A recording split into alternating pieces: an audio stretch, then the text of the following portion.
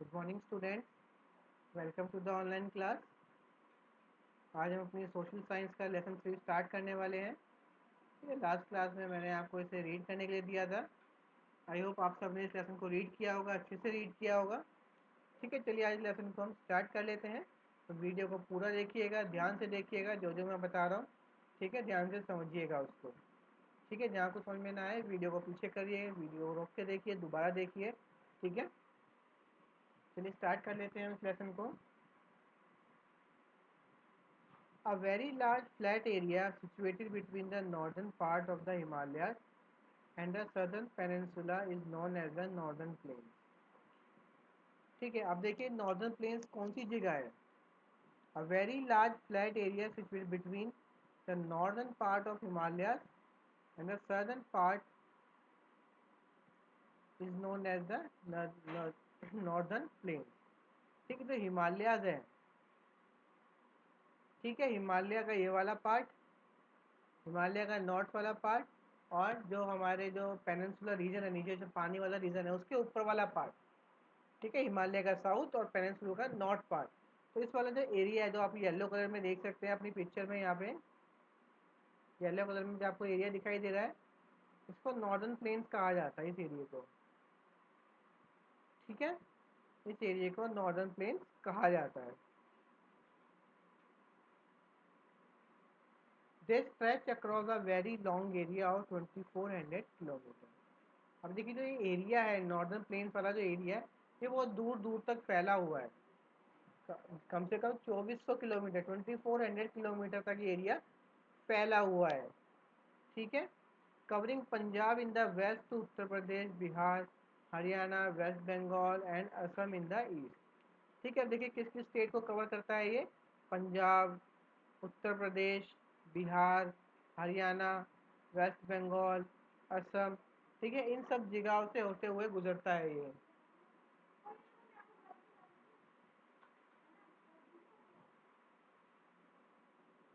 देखो यहाँ पे होता हुआ है ना, ये रहा Punjab, Haryana.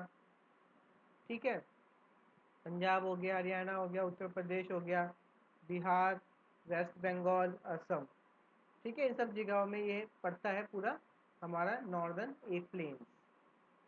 The northern plains are very fertile as many important rivers which originate from the Himalayas flow through these plains.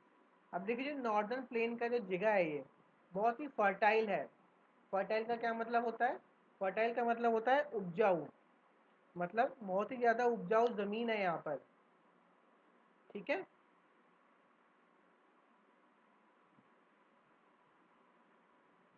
क्यों है उपजाऊ यहाँ पे? क्योंकि यहाँ पे हिमालय से निकलने वाली बहुत सारी नदियाँ बहती हैं यहाँ पर। ठीक है, बहुत सारी नदियां हैं जो कि हिमालय से बहती हैं, जैसे कि आप देख सकते हैं गंगा, यमुना। ठीक है, ये सब जो रिवर्स है, सरस्वती हो गई, मंदाकिनी हो गई। ठीक है, ये सारी रिवर्स, ब्रह्मपुत्र हो गई, ये सब इस एरिया में बहती हैं। ठीक है,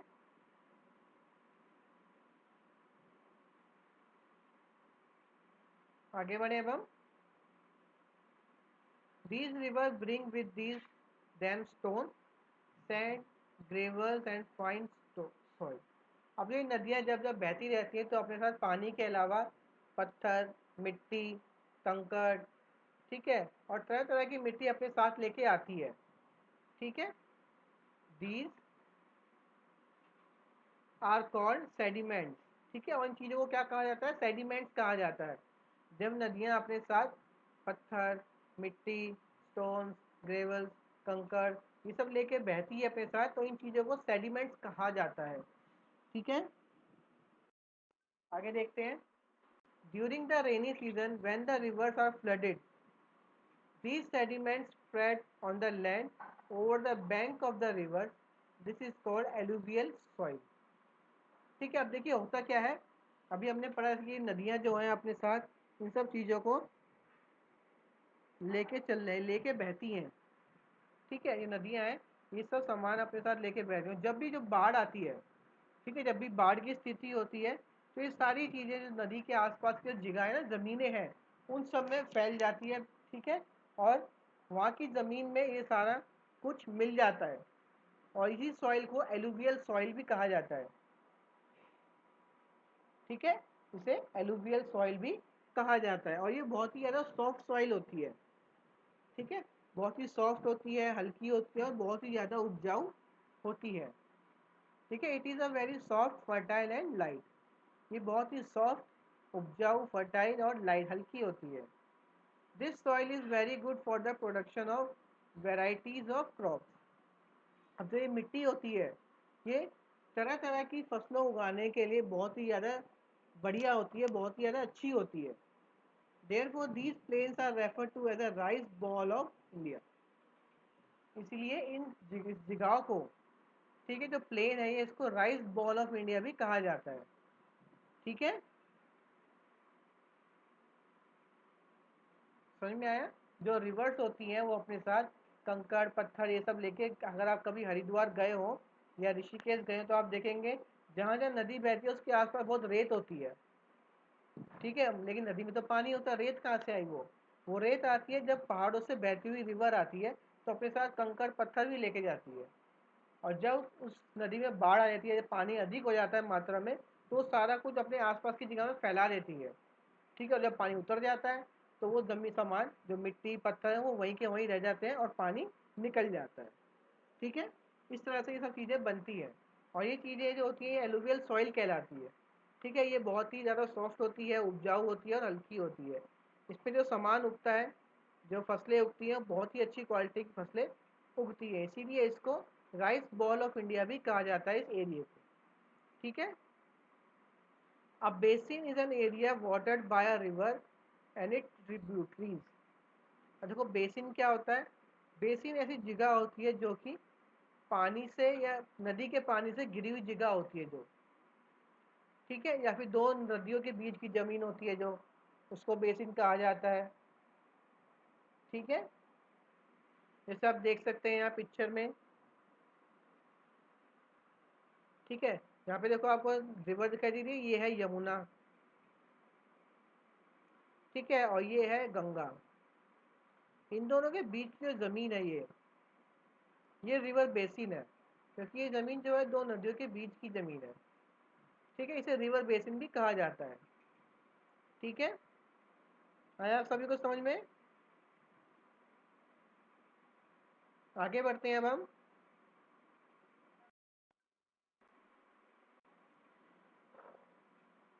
rivers like Ganga, Yamuna, Indus, Sutlej and Brahmaputra which emerge from the Himalayas through these plains. They divide the northern plains into three river basins: the Satluj basin, the Ganga basin and the Brahmaputra basin. ठीक है, नदियाँ जैसे कि गंगा हो गई, यमुना हो गई, Indus, Sutlej, Brahmaputra, ये नदियाँ जो है ये हिमालय से निकलती हैं। ठीक है, और ये हमारे जो नॉर्दर्न प्लेन्स है इसको तीन भागों में डिवाइड करती है, तीन रिवर प्लेन बनाती है ये, तीन रिवर बेसिन्स बनाती है। ठीक है, सबसे पहले आता है सतलुज बेसिन, गंगा बेसिन और ब्रह्मपुत्र बेसिन। चलिए देखते हैं सतलुज बेसिन कौन सा है। देखिए सतलुज बेसिन है ये वाला एरिया, यहाँ पे सतलुज बह रही है, आपको दिख रही है सतलुज रिवर, ये रही। उसके ऊपर रावी है, चेनाब, झेलम। ठीक है, ये सब रिवर्स है। तो यहाँ पे जो एरिया है ये वाला, ये सतलुज बेसिन है। ठीक है, और ये वाला जो एरिया है पूरा, ये गंगा बेसिन है। ठीक है, ये देख रहे हैं आप, ये पूरा एरिया गंगा बेसिन है। और ये वाला है, ये है ब्रह्मपुत्र बेसिन। ठीक है, ब्रह्मपुत्र बेसिन मतलब यहाँ पे जो फसलें होती हैं वो मेनली सतलुज रिवर के पानी से सिंचाई की जाती है, यहाँ पे गंगा के पानी से, ऐसा आप समझ सकते हैं, ब्रह्मपुत्र के पानी से। यहाँ पे आप रिवर्स देख सकते हैं, जैसे ये इंडस रिवर देखिए बह रही है ऊपर से। ठीक है, उस पर देखिए रावी, चेनाब, सतलुज, गंगा, यमुना, ब्रह्मपुत्र, ये सब रिवर्स बह रही हैं। समझ रहे हैं आप, देख पा रहे हैं?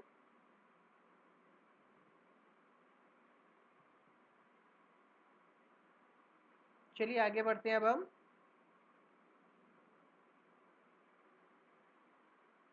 सबसे पहले बढ़ते हैं अब हम गंगा बेसिन के बारे में। ठीक है, गंगा बेसिन किस तरह से बना हुआ है, किन किन नदियों से बना हुआ है, कौन कौन सी जगहें आती हैं इसमें, ठीक है। Ganga basin, the Ganga is the most important river of the northern plain. अब जो गंगा जो है हमारे नॉर्दर्न प्लेन्स की सबसे इम्पोर्टेंट रिवर है, ठीक है। It arises from the glaciers name Gangotri as Bhagirathi in the Himalaya. ठीक है, ये रिवर कहाँ से स्टार्ट होती है? ये ग्लेशियर्स, गंगोत्री ग्लेशियर से, पहाड़ों में से, बर्फ के जो पहाड़ होते हैं, बहते हुए नदी के ऊपर पानी वाले पहाड़, उनमें से निकलती है, गंगोत्री में से निकलती है गंगा। ठीक है, उसको भागीरथी भी कहा जाता है। It enters the plains at Haridwar, और जो है हमारा रिवर है गंगा, ये हरिद्वार से पहले पहाड़ एरिया में पड़ती है पूरी। हरिद्वार के बाद से ये समतल जमीन में बहना शुरू कर देती है। ठीक है, हरिद्वार से पहले तक जो गंगा है उसका बहाव बहुत तेज होता है, क्योंकि वो पहाड़ों पे से बहती हुई आती है। ठीक है, लेकिन हरिद्वार के बाद, ठीक है, हरिद्वार के बाद गंगा का जो फ्लो है वो थोड़ा कम हो जाता है, क्योंकि अब ये प्लेन समतल जमीन में बहती है। आप देखेंगे पानी अगर ऊपर से फेंके तो तेज बहता है, और अगर फर्श पे फैला है तो पानी तेज धीरे धीरे बहेगा। ठीक है, इसी बात है, यही कारण है इसका भी।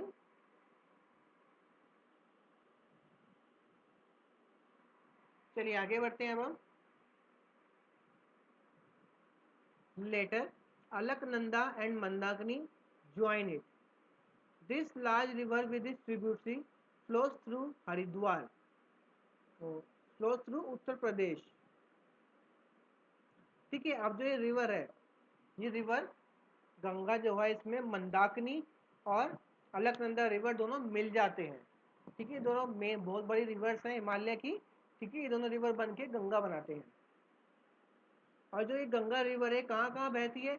ये मेनली उत्तर प्रदेश, बिहार, ठीक है, एंड वेस्ट बंगाल में बहती है। The river Yamuna joins it near Allahabad. और देखो गंगा में यमुना रिवर भी मिलती है, कहाँ पर आके मिलती है? इलाहाबाद में। आप पिक्चर देखते हैं दोबारा से ऊपर वाली एक बार, देखिए आप पिक्चर में देख पाएंगे।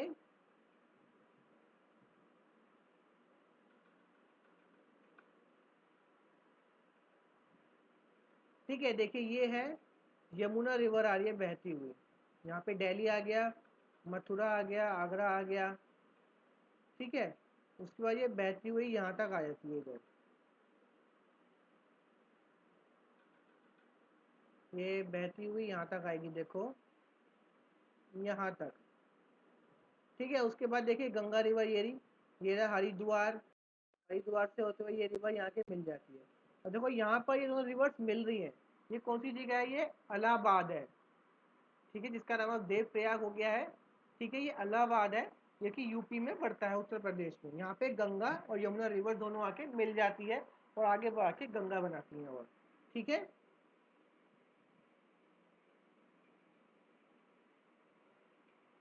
The place where it joins the river Ganga is called the Sangam. ठीक है, जहाँ पर ये दोनों नदियाँ मिलती हैं उस जगह को संगम भी कहा जाता है। ठीक है, Allahabad, Kanpur, Varanasi and Patna are situated on the bank of the river Ganga. Kolkata is situated on the bank of river Hooghly river. ठीक है, अब देखिए जो इलाहाबाद है, कानपुर है, वाराणसी है, पटना है, ये सारे जो शहर है ये गंगा नदी के किनारे बसे हुए हैं, और कोलकाता जो है वो हुगली रिवर के किनारे बसा हुआ है। ठीक है, Kumbh Mela is held every 12th year on the Sangam. अब देखिए कुंभ मेले के बारे में आप सबने भी सुना होगा। एक बहुत बड़ा मेला होता है जो कि हर 12 साल में आयोजित किया जाता है। ठीक है, तो ये कुंभ है, ये कहाँ लगाया जाता है? संगम के पास ही लगाया जाता है कुंभ मेला। ठीक है, जैसे इलाहाबाद हो गया, देव प्रयाग हो गया, तो कुंभ मेला है यहीं पर आयोजित किया जाता है हर 12 साल में। The pilgrims all over the country come here to have a dip in the Sangam. ठीक है, पिलग्रिम्स क्या कौन होते हैं? श्रद्धालु। श्रद्धालु जो है पूरे वर्ल्ड से, पूरे इंडिया से यहाँ पर आते हैं, और इस पवित्र पानी में डुबकी लगाने के लिए यहाँ पर आते हैं। Allahabad is the one of the holiest place of the. ठीक है, इलाहाबाद जो है वो बहुत ही एक पवित्र जगह है सभी हिंदुओं की। ठीक है, rivers like Gomti, Ghaghara, Gandak and Kosi originating from the Himalaya joined the Ganga from the eastward. ठीक है, अब देखिए गंगा में और कौन कौन सी नदियाँ मिलती हैं? गोमती, घाघरा, गंडक, कोसी, ये सब रवि रिवर्स जो है, नदियाँ जो हैं, ये भी आके गंगा में ही मिलती है, लेकिन ये ऊपर की साइड से आती है, राइट साइड से, देखिए ईस्ट साइड से। देखिए मैप में आप देख सकते हैं यहाँ पे नदियाँ मिलती हुई। ठीक है, कोसी, घाघरा, गंडक, ये सब रिवर जो है ऊपर से आके, ठीक है, ये गंगा रिवर में मिल जाती हैं। इन्हीं रिवर्स की वजह से आप देखेंगे कि बिहार में अक्सर बाढ़ भी आती है। अभी अभी बाढ़ आई हुई है बिहार में, तो इन्हीं रिवर्स का के ही कारण बिहार में अक्सर हर साल बाढ़ आती है, क्योंकि इन रिवर्स में बहुत ज़्यादा पानी फ्लो करता है मानसून के टाइम में। ठीक है, आगे बढ़ते हैं। अब देखिए और कौन कौन सी नदी आके मिलती है गंगा में? चंबल, सोन, केन, Betwa, rivers which have their origin in the southern plateaus join it from the southern side।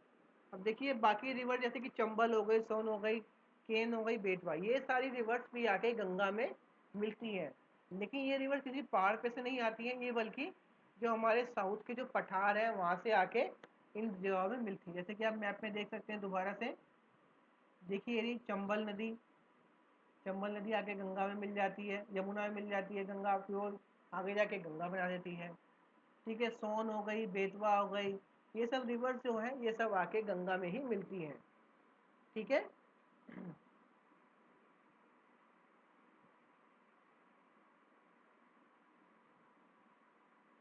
आगे बढ़ते हैं। In West Bengal the river Ganga splits into two streams, Hooghly and Padma. ठीक है, देखिए वेस्ट बंगाल में आके क्या होता है, जो गंगा रिवर है वो दो पार्ट में बढ़ जाती है। ठीक है, जो वेस्ट बंगाल में जो गंगा रिवर है वो आके दो पार्ट में बढ़ जाती है। कौन कौन सी? हुगली और पद्मा। ठीक है, Hooghly flows through Kolkata and Padma flows through West Bengal to Bangladesh. ठीक है, आप देखो जो हुगली रिवर है वो कोलकाता से होते हुए वेस्ट बंगाल में ज्वाइन करती है, वो कोलकाता तक जाती है। ठीक है, कोलकाता से फिर अरेबियन बे ऑफ बंगाल तक जाती है। और जो पद्मा रिवर है वो वेस्ट बंगाल को पार करते हुए बांग्लादेश में चली जाती है।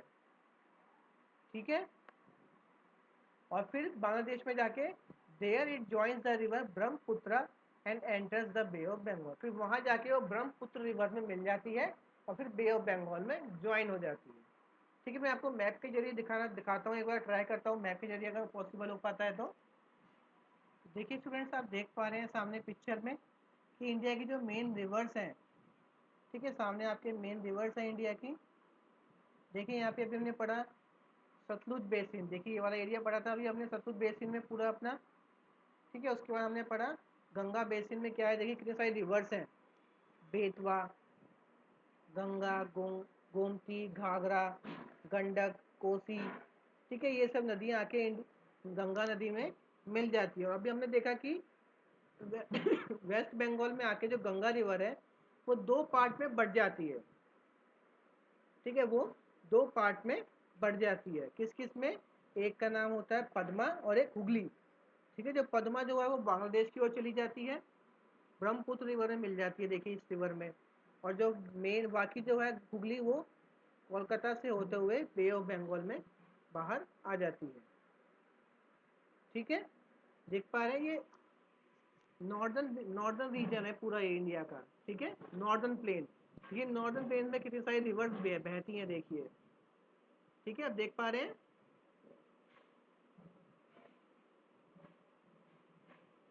देख पा रहे हैं आप सभी रिवर्स को। ठीक है, ये सभी रिवर्स जो है वो नॉर्थ में बहती हैं और सारी ज़्यादातर हमारी रिवर्स जो है ये बे ऑफ बंगाल में जाती हैं, लेकिन कुछ हैं जो कि अरेबियन सी में भी जाती हैं, इधर से देखिए पाकिस्तान से होते हुए।